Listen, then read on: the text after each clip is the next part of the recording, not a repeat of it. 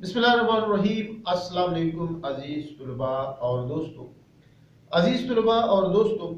बैनुल-अक़वामी ताल्लुकात के हवाले से आप हमारे मुख्तलिफ जो लेक्चर है, हमारे वीडियोस हमारे चैनल पे आप देख रहे हैं, जिसमें हमारी कोशिश होती है कि मुख्तसर वक्त में आपको ज़्यादा से ज़्यादा मालूमात दी जाए बैनुल-अक़वामी ताल्लुकात के हवाले से, और जिन मौज़ूआत पर हम बात करते हैं ताकि आपको मालूम हो कि बैनुल-अक़वामी ताल्लुकात में अहम कौन सी चीज़ें हैं। हमने कानून के हवाले से, बैनुल-अक़वामी कानून के हवाले से बात की। आज हम बात करेंगे बैनुल-अक़वामी कानून की जो बैनुल-अक़वामी ताल्लुकात पर असरात है, यानी impact of international law of international relation. और इंटरनेशनल रिलेशन जब हम बात करेंगे, यानी बैनुल-अक़वामी ताल्लुकात पर उनके असरात क्या है, और साथ साथ में बैनुल-अक़वामी अखलाकियात या ज़ाबिता अखलाक क्या होते हैं। बैनुल-अक़वामी कानून की जब हम बात करते हैं तो इंटरनेशनल मोरलिटी जो है उस पर भी आज के लेक्चर में हम बात करेंगे। साथ साथ में बैनुल-अक़वामी अखलाकियात के जो अहम पहलू है उस पर भी आपसे डिस्कशन इस वीडियो में करेंगे। तो शुरू करते हैं। सबसे पहले बैनुल-अक़वामी कानून का बैनुल-अक़वामी ताल्लुकात पर असरात क्या है। हमने अपनी वीडियो में पहले भी ये जिक्र किया था, आज उसी का एक तसलसल है ये कि बैनुल-अक़वामी जो कवानीन है उसका बाज़ाब्ता तौर पर हमारे पास उसके नफाज के लिए कोई मुअस्सर क़ुव्वत नहीं है, कोई अदालत नहीं, कोई ऐसा इदारा मौजूद नहीं जो ये मुमकिन बनाए कि उन कवानीन को उस पर अमल हो और उसका वो प्रैक्टिकली उस पर ममालिक जो है, मुख्तलिफ ममालिक वो अमल करें। लेकिन इसके बावजूद हम देखते हैं कि बैनुल-अक़वामी जो कवानीन है उसका एहतराम किया जाता है पूरी दुनिया में। पूरी दुनिया इसकी पाबंदी करती है, इसकी पासदारी को मुकद्दम समझती है। और इस हवाले से जो मुख्तलिफ माहिरीन है या इस बैनुल-अक़वामी ताल्लुकात के या पॉलिटिकल साइंस के, वो ये समझते हैं कि बैनुल-अक़वामी कानून जो है इस ज़मीन में कोई ऐसा कानून साज इदारा मौजूद नहीं, और ना ही इस कानून पर अमल दरामद की गरज से जामिया अदालती या इंतज़ामिया इदारा मौजूद है। लेकिन इन सब बातों के बावजूद जो लोग एक पुरअमन दुनिया के ख्वाह हैं और वो ये समझते हैं, ये उनका तस्वर है कि बैनुल-अक़वामी जो कानून है इनके ख्वाबों की ताबीर की तरफ एक पेशकदमी है, और ये पेशकदमी या जो पेशरफ्त है ये साबित हो सकता है कि दुनिया में एक ऐसा कानून हो और ऐसा रियासतों में आपस में इंसाफ और दोस्ती का एक ऐसा राह पर मजबूर करे ममालिक को कि वो बैनुल-अक़वामी कानून का जो वो रास्ता है वो अपनाए। और बैनुल-अक़वामी कानून ही वो वाहिद रास्ता दिखाता है जिस पर चलते हुए रियासतें एक बेहतर और पुरअमन दुनिया की तश्कील को मुमकिन बना सकती है। तो जो मुख्तलिफ इस हवाले से बातें हैं बैनुल-अक़वामी कानून का बैनुल-अक़वामी ताल्लुकात पर, ये कुछ इस तरह से है कि आलमी जो बरादरी है उसको बाहमी ताल्लुकात इस्तवार करने के लिए चंद ज़ाबितों और या उसूलों की ज़रूरत होती है। इस तरह बैनुल-अक़वामी कानून बैनुल-अक़वामी ताल्लुकात को हमवार या इस्तवार करने के लिए रहनुमाई करता है। इस तरह बैनुल-अक़वामी कानून ने रियासतों के ताल्लुकात के लिए कई उसूल भी मुतय्यन किए हैं, और वो उसूल ये है कि रियासतों के जो बरी या बहरी या फ़िज़ाई हवाई जो हदूद का तयन करना होता है, तो या सफारती नुमाइंदों का के हुकूक व फ़राइज़, जंगी कैदियों के साथ क्या सलूक होना चाहिए वगैरह वगैरह। तो इसमें हम देखते हैं कि बैनुल-अक़वामी जो कानून है उससे हमें मदद मिलती है, और इसमें ये चीज़ें हम देखते हैं कि ये उन्होंने वाज़ेह भी किए हैं। इस तरह बैनुल-अक़वामी कानून के तहत रियासतों के दरमियान मुख्तलिफ तनाज़ात को 3 तरीक़ों से फेर किया जाता है। कानूनी ढांचे फराहम करके, दूसरा क़ुव्वत के इस्तेमाल पर पाबंदी लगा के, तीसरा सालसी के ज़रिए। यानी हम देखते हैं कि जो बैनुल-अक़वामी कानून है उसमें हमें 3 तरीके बताए जाते हैं कि कानून का रास्ता है, यानी आप इंटरनेशनल जो कोर्ट है इंसाफ के लिए वहाँ पर जा सकते हैं, وہ آپ کو وہاں سے انصاف مل سکتا ہے، وہاں اپنا کیس پٹ اپ کر سکتے ہیں۔ جس طرح پاکستان بھارت کے ساتھ کئی ایشو پہ انٹرنیشنل کورٹ بھی کیا ہے، جو اپنا موقف ہے وہ بیان کیا ہے۔ کلبھوشن یادو جو بھارتی جاسوس تھا، را کا ایجنٹ تھا، تو انہوں نے جب پاکستان نے ان کو پکڑا تو بھارت عالمی کورٹ گیا ہے، عالمی عدالت انصاف یعنی international justice court of justice میں گیا ہے۔ تو یہ ایک ڈھانچہ ہوتا ہے جہاں سے آپ کو انصاف مل سکتا ہے۔ قوت کے استعمال پر پابندی لگا کر بھی جو ہے بین الاقوامی قانون کے تحت جو ریاستیں ہیں وہ تنازعات کو حل کر سکتے ہیں، یعنی جو بین الاقوامی قانون ہے یا اقوام متحدہ ہے وہ کسی بھی ملک کو یہ مجبور کر سکتا ہے، یعنی اگر آج بھی اقوام متحدہ یا سیکورٹی کونسل یا امریکہ وغیرہ چاہے کہ بھارت کو مجبور کرے کہ کشمیر میں جو ظلم ستم اور بربریت کا بازار گرم کر رکھا ہے تو ان کو بند کرے، تو وہ بھارت کو کر سکتے ہیں اپنی طاقت کے بلبوتے پہ۔ یہ ایک طریقہ ہے۔ ثالثی کے ذریعے بھی ہم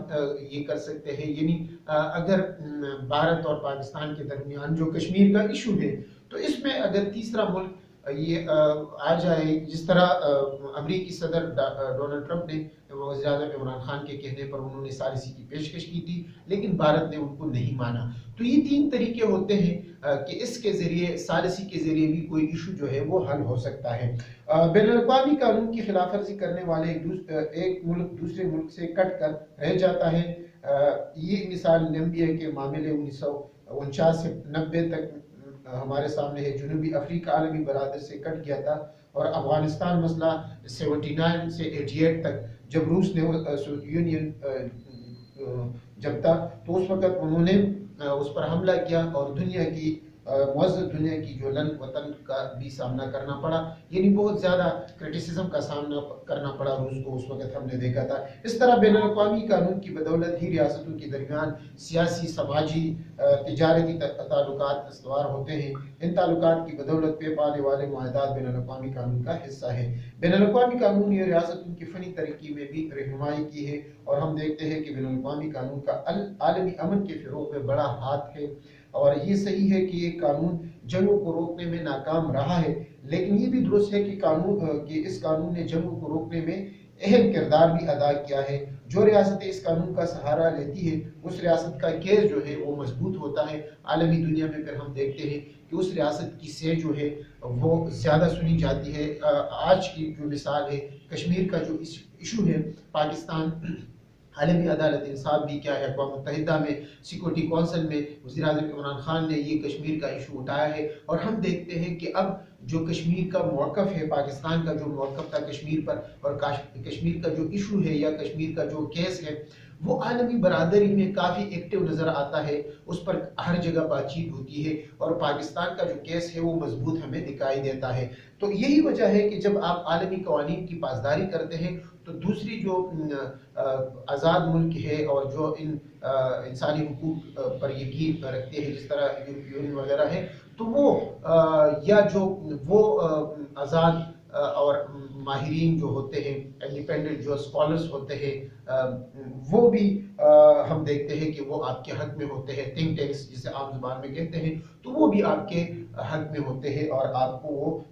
آپ کے ساتھ کھڑے ہوتے ہیں۔ اس طرح بین الاقوامی قانون کا اخلاقی پہلو یہ ہے کہ کسی بھی شخص کو نسلی، لسانی اور علاقائی امتیاز سے نہ دیکھا جائے، بلکہ انسان کو بحیثیت ایک فرد کے دیکھا اور پرکھا جائے۔ اس ضمن میں انسانی حقوق کا عالمی منشور جو ہے 1948 اور تمام ممالک کی رہنمائی کر رہا ہے۔ اس منشور سے قبل یہ اصول رائج تھا کہ ریاست اپنے شہریوں کے ساتھ جیسے چاہے سلوک رکھے، لیکن پھر ہم نے دیکھا ہے کہ جب یہ منشور آیا 1948 میں انسانی حقوق کے حوالے سے، تو ریاستوں کو مجبور کیا گیا کہ وہ اپنے شہریوں کو بنیادی حقوق سے نوازے، اور اس طرح یہ انقلابی اقدام ثابت ہوا۔ موجودہ دور کے بیشتر جمہوری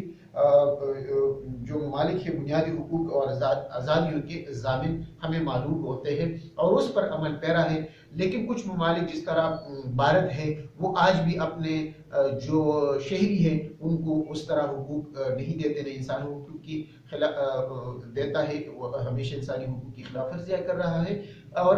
زیادہ تر ہم دیکھتے ہیں کہ جو اقلیتیں ہیں، مسلمان چونکہ وہاں پر اقلیت میں ہیں، 20-25-30 کروڑ تقریب مسلمان ہیں، 25 سے 30 کروڑ کہا جاتا ہے کہ آج کے ڈیٹا کے مطابق اگر دیکھا جائے تو بھارت میں یہ مسلمان موجود ہے، لیکن ان کے ساتھ جو سلوک رکھا جاتا ہے تو وہ غیر انسانی ہے، وہ غیر اخلاقی ہے، وہ انٹرنیشنل قوانین جو ہے اس کی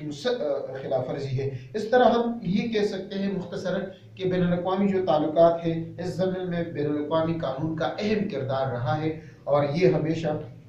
ایسا فریم ورک مہیا کرتا ہے جس کے اندر رہتے ہوئے ریاست اپنے امور جو ہے وہ سر انجام دے سکتے ہیں۔ اپنے کام جو ہے عام طور پر ریاستوں کی خواہش تو رہتی ہے کہ وہ قانون بین الاقوامی کے دائرے میں رہتے ہوئے اپنے مقاصد جو ہے وہ اس کی حصول کی تکمیل کرے اور اس کو حاصل کرے، اور اس کو یقینی بنائے کہ ان کا جو مقاصد ہے یا جو مفاد ہے وہ بین الاقوامی قوانین کے تحت ہی ان کو مل جائے۔ اب ہم بات کریں گے بین الاقوامی اخلاقیات کی۔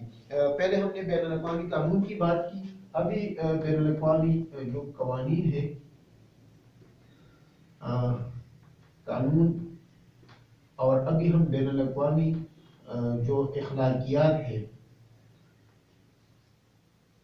اخلاقیات یا ضابطہ،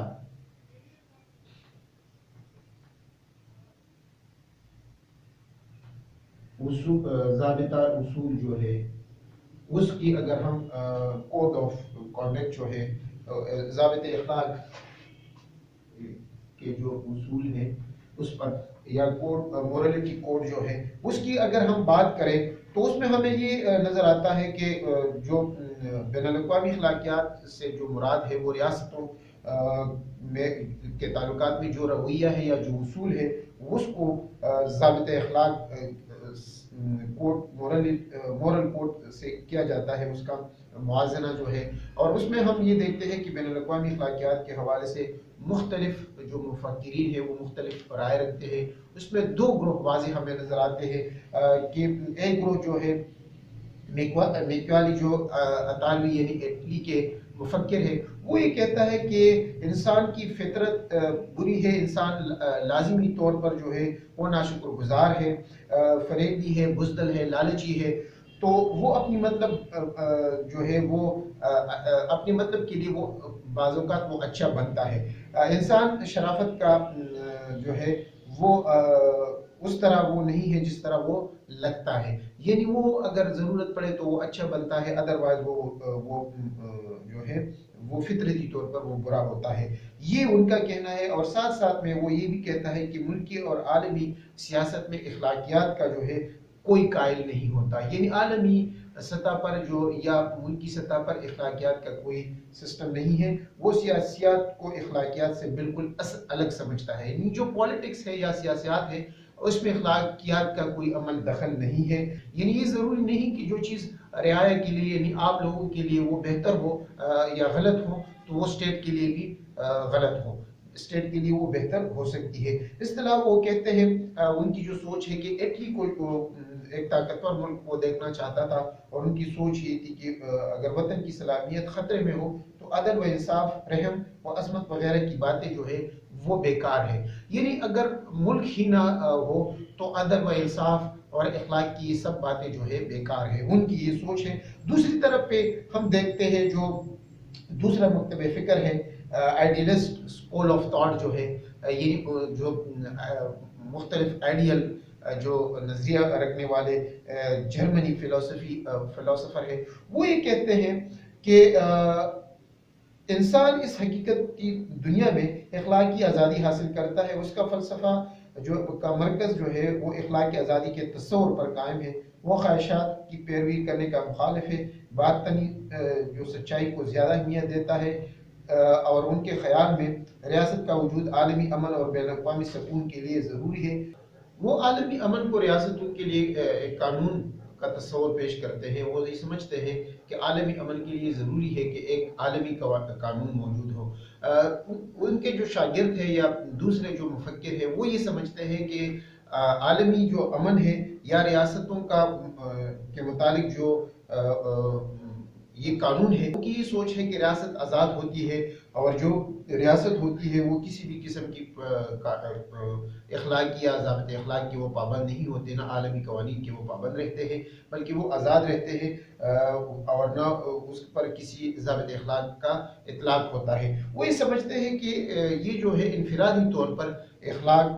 بین الاقوامی اخلاق سے بنیادی طور پر مختلف ہے۔ ان کی دوسری جو مفکر ہے ان کی یہ سوچ ہے۔ تو اس کے بین الاقوامی اخلاقیات کے اہم پہلو بھی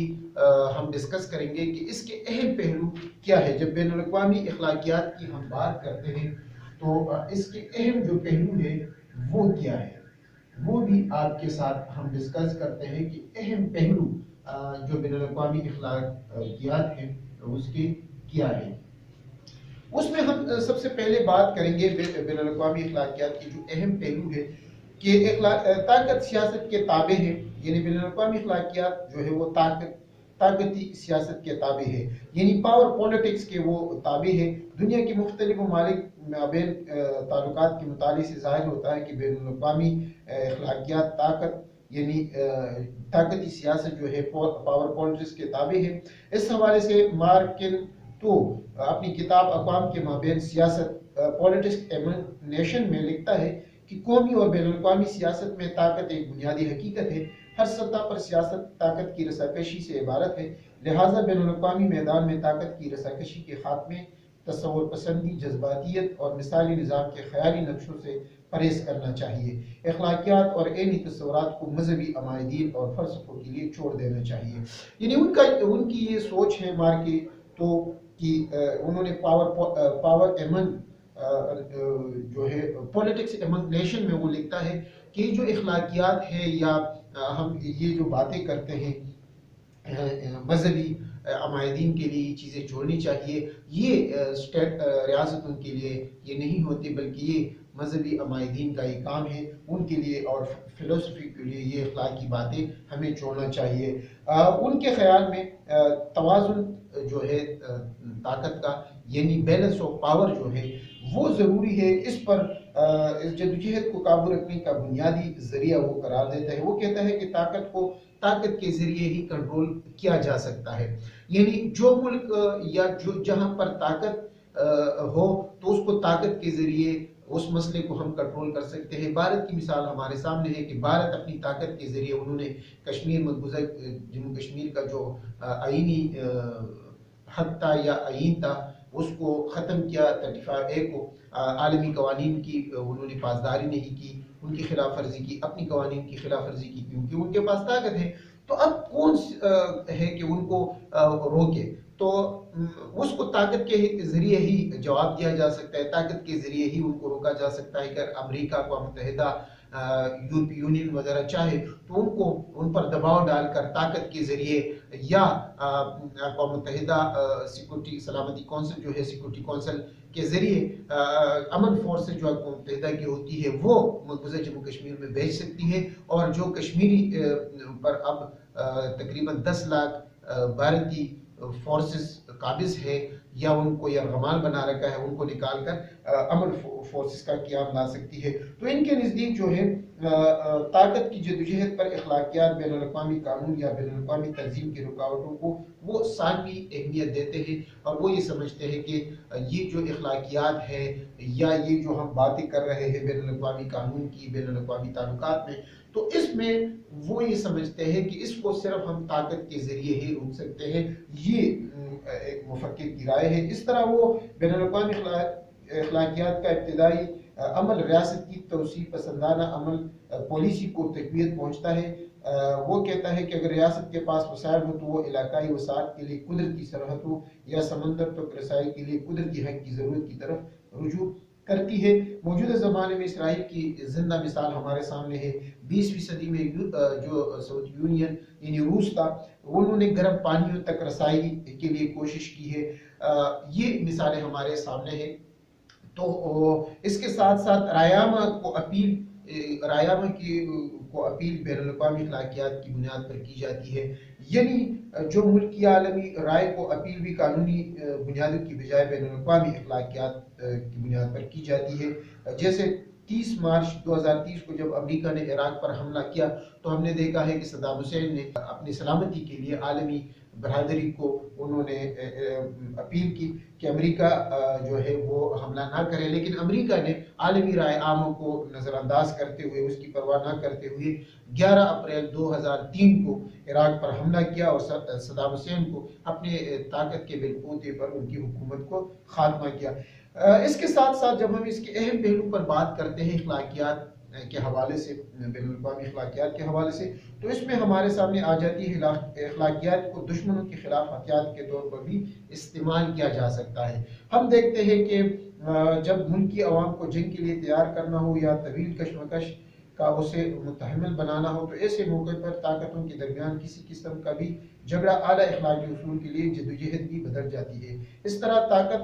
کی سیاست میں یعنی پاور پولیٹکس میں اخلاقیات کو دشمنوں کے خلاف ہتھیار کے طور پر بھی استعمال کیا جا سکتا ہے۔ اس میں ہم دیکھتے ہیں کہ بین الاقوامی تعلقات میں اخلاقیات کے عنصر کو فروغ دینے کے لیے 24 اکتوبر 1945 کو اقوام متحدہ کا قیام عمل میں آیا، اور اس کا جو چارٹر ہے یا بنیادی جو مقاصد ہے، اس میں ارکان جو تھے یعنی جو بھی اس کے ممبر تھے اس وقت یا اب تک ہے، تو انہوں نے یہ عہد کیا کہ بنی انسان کو آئندہ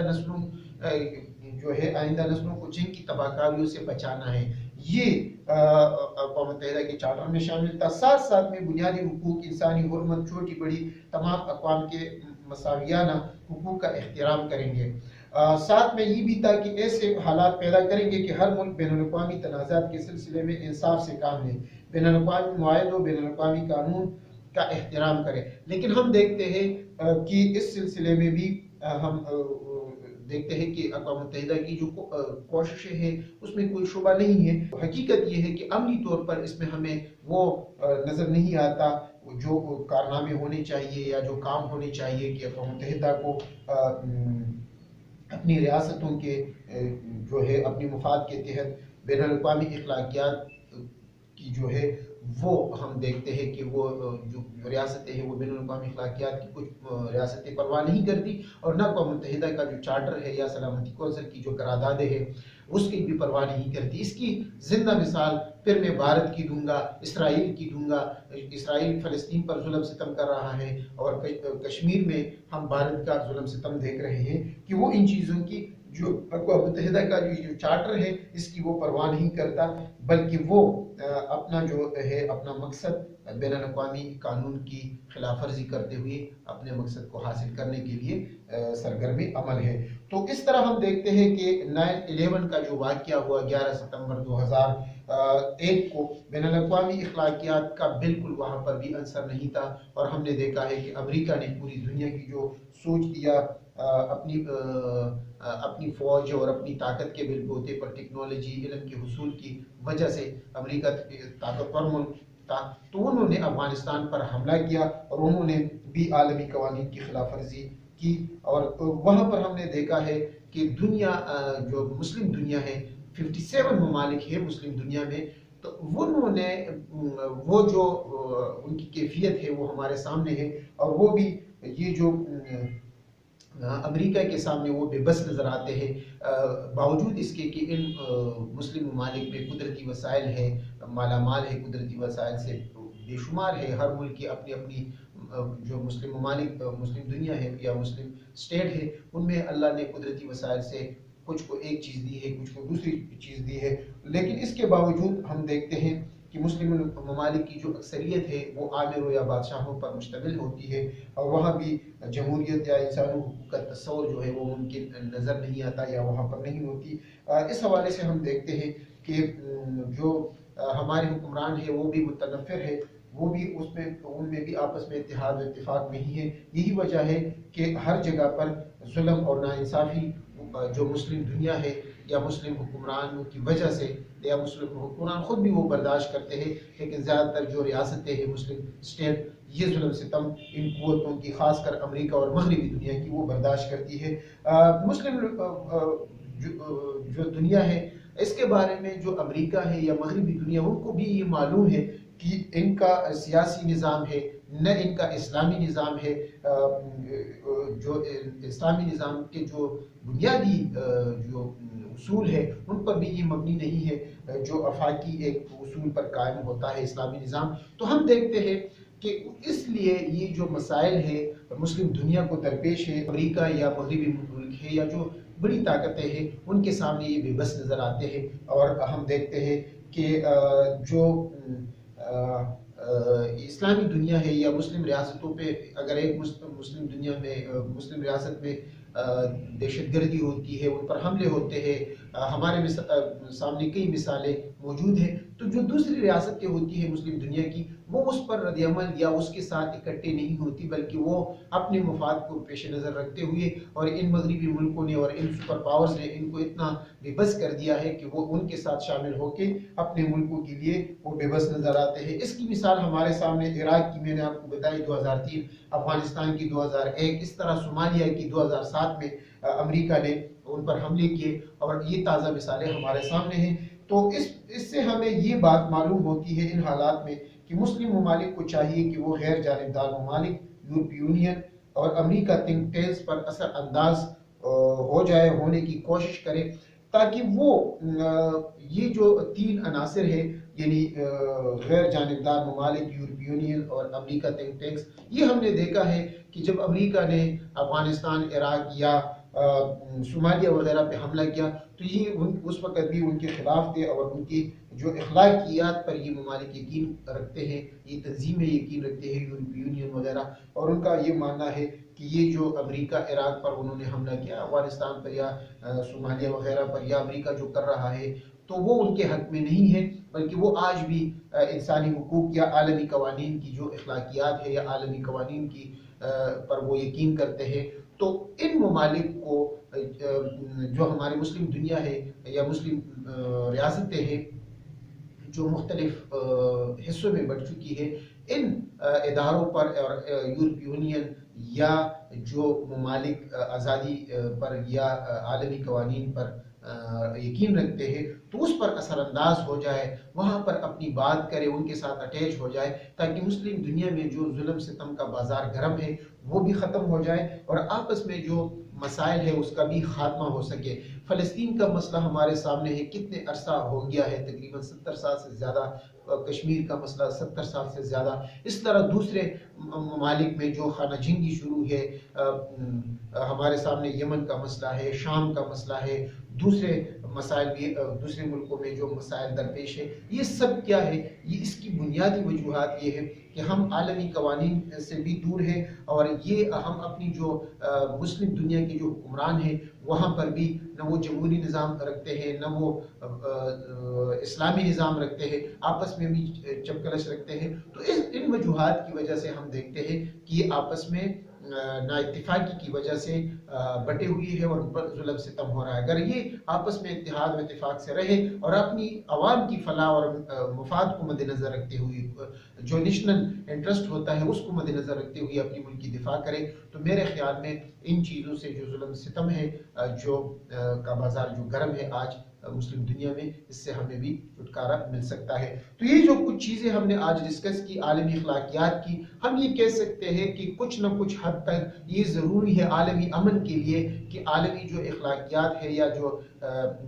قانون ہے اس پر عمل ہونا چاہیے، اور جو ممالک ان پر عمل کرتی ہے تو ان کے لیے یہ بہتر بھی ہوتا ہے. تو دوستو اور عزیز طلباء، آج کے لیے اتنا ہی. انشاءاللہ نئی ویڈیو میں دوبارہ حاضر ہوں گے. مجھے دے اجازت. اللہ حافظ.